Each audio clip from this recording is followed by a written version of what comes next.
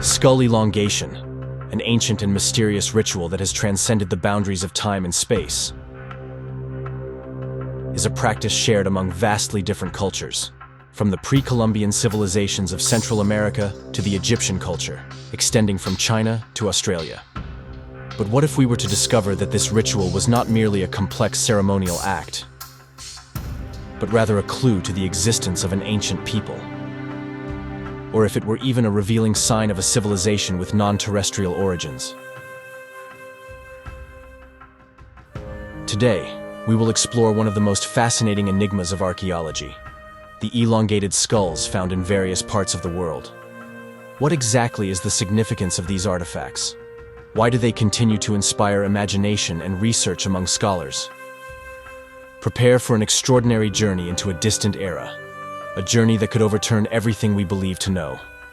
But before embarking on this adventure, if you haven't done so already, subscribe to the channel to support us and not miss our new videos. The scientific term for this condition is dolichocephaly. The skulls found in different parts of the world with this particular shape have, in most cases, been molded through the practice of cranial binding, a process known as cranial deformation. But how was this procedure performed? A newborn skull is remarkably flexible at birth and retains this characteristic for several months. As a result, shaping the skull's form becomes possible by applying a bandage or a rope around the head, which, together with the use of a board positioned behind and sometimes in front of the skull, can gradually alter its shape. According to numerous scholars, the period required for this modification generally varied from 6 months to 3 years. According to researchers, skull elongation could have various meanings. In some cultures, it was a symbol of high social status and was used to distinguish members of an elite or a particular ethnic group. In others, it was considered a feature of beauty, and therefore those who possessed it were more desired.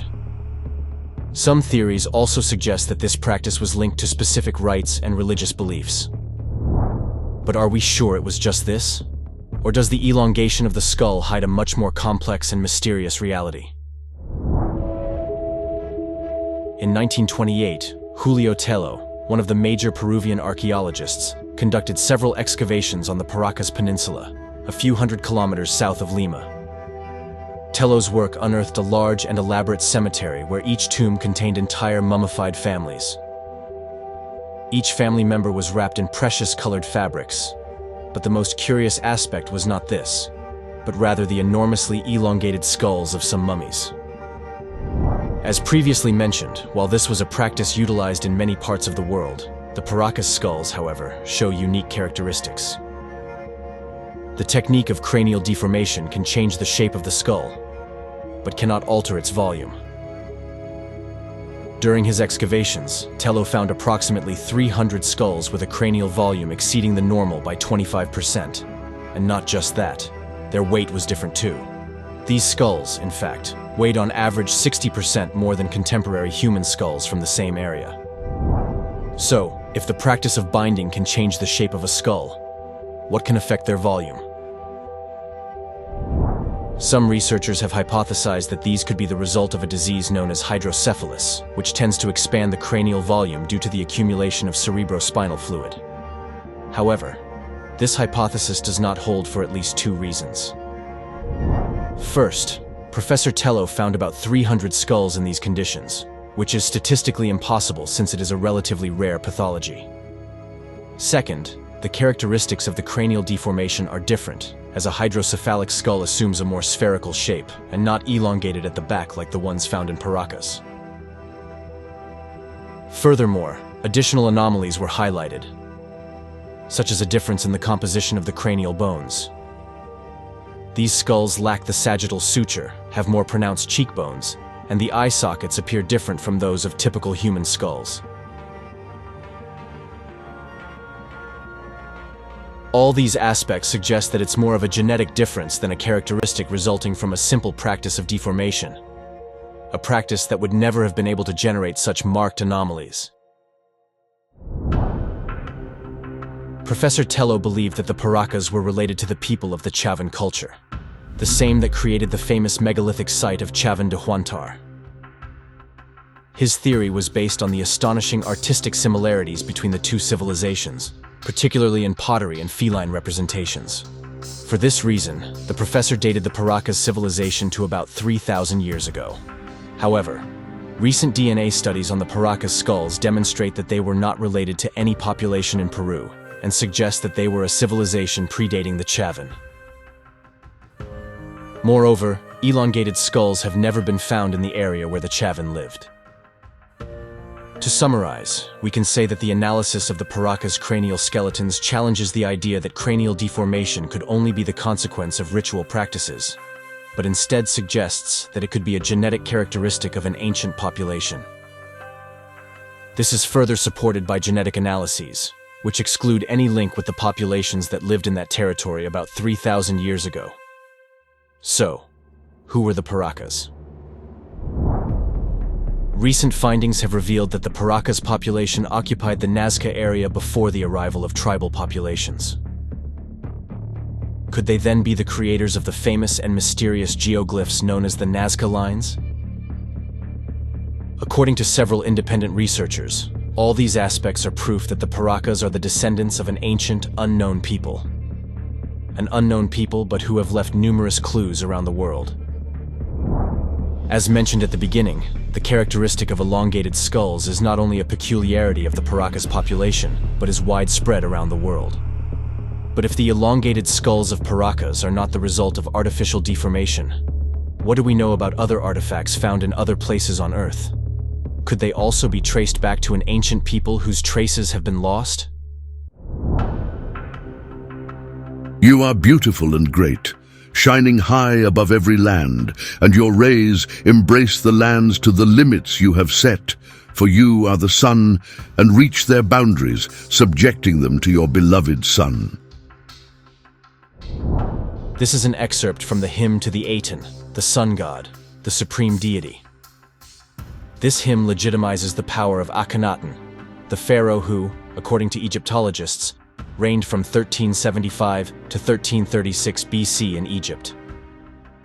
Akhenaten is known as the heretic pharaoh, who during his reign renounced the plethora of gods and introduced the monotheistic worship of Attain, initiating a real revolution in Egypt.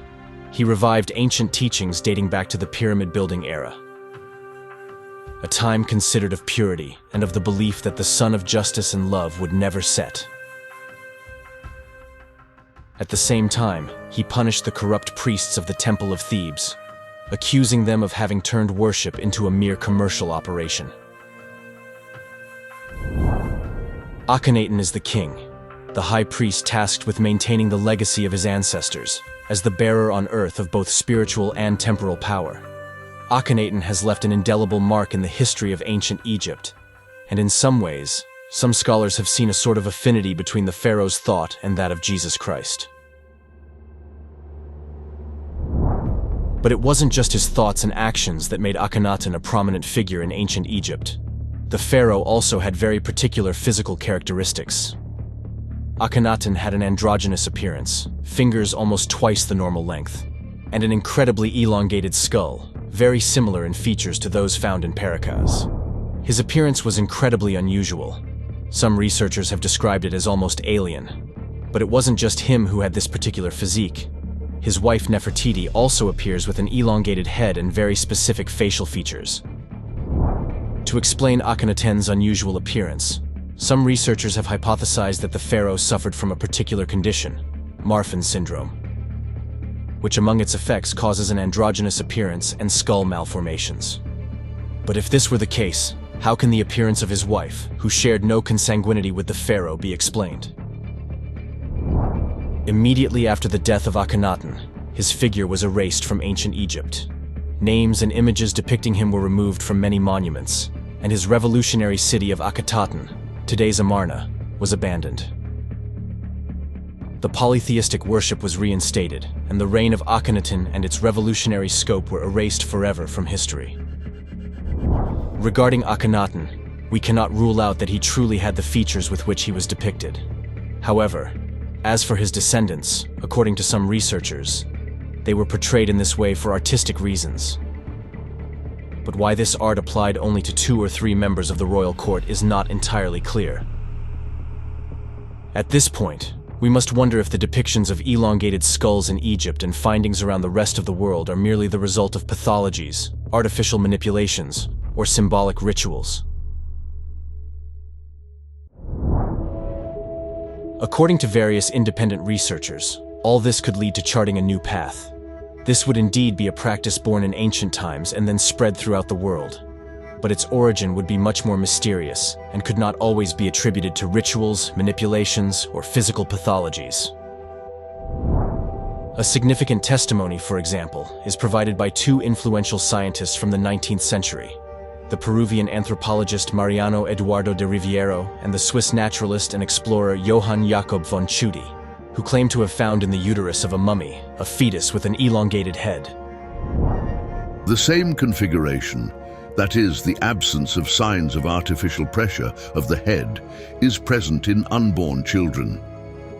And we have had certain proof of the truth of this by observing a fetus nestled in the uterus of a mummified pregnant woman, which we found in a cave in Huche, 2 leagues away from Tarma, and which is currently in our collection. Professor Doutrepont, of renowned fame in the field of obstetrics, assured us that the fetus is 6 months gestational age. According to the very well-defined configuration of the skull, it belongs to the Huancas tribe. We present to the reader a drawing of this conclusive and interesting proof, in opposition to those who maintain that mechanical actions are the sole and exclusive causes of the cranial configuration of the Peruvian race. Another very interesting finding occurred in Peru, where the mummy of a 10-month-old child was discovered. Scientists have dated it to between 6,500 and 8,000 years ago, predating any Egyptian mummy. The mummy is today known as the Detmold child, and it also shows the astonishing characteristic of having a dolichocephalic skull.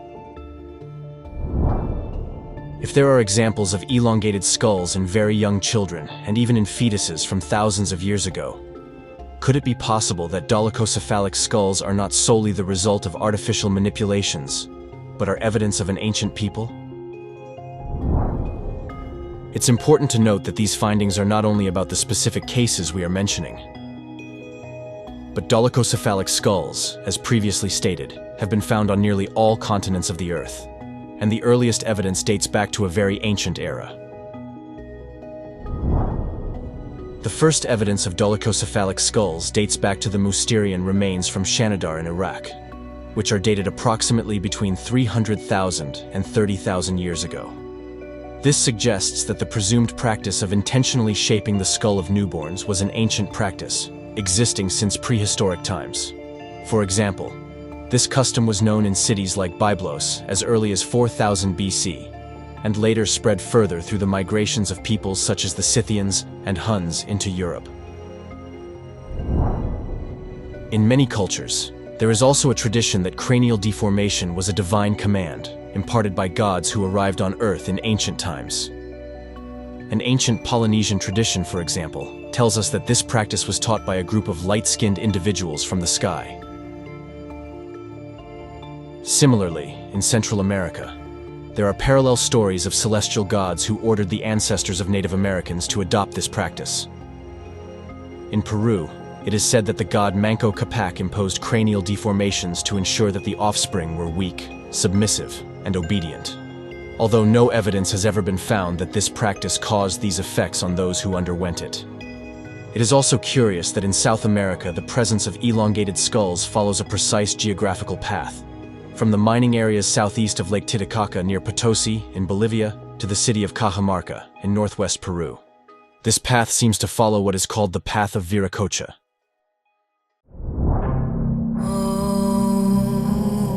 Viracocha in Inca mythology is considered the creator god, the one who formed the world, humans, and other deities. The clues that lead us to think that behind this ancient practice hides something that we still do not know today are numerous, and inevitably a question arises. Could the pre-Columbian civilizations, the Egyptian civilization, and many other cultures have an ancient common origin? The hypotheses are obviously numerous, Some believe that the people with elongated skulls were an ancient people endowed with wisdom and knowledge, whose origin is lost in the depths of time. Other researchers believe instead that these people with dolichocephalic skulls are evidence of a people from the stars, proof of an ancient contact between humans and an alien civilization. Currently, various DNA tests on elongated skulls are underway to verify this hypothesis, but no certain data are available yet. But as soon as they are published, we will talk about it in our next videos. But one thing we can be sure of, this tradition was very important to our ancestors, so much so that it spread all over the world and was handed down to modern times, even if over the millennia the original meaning was lost. Well, we are curious to know your opinion. Write in the comments what you think. We will return soon to talk about it.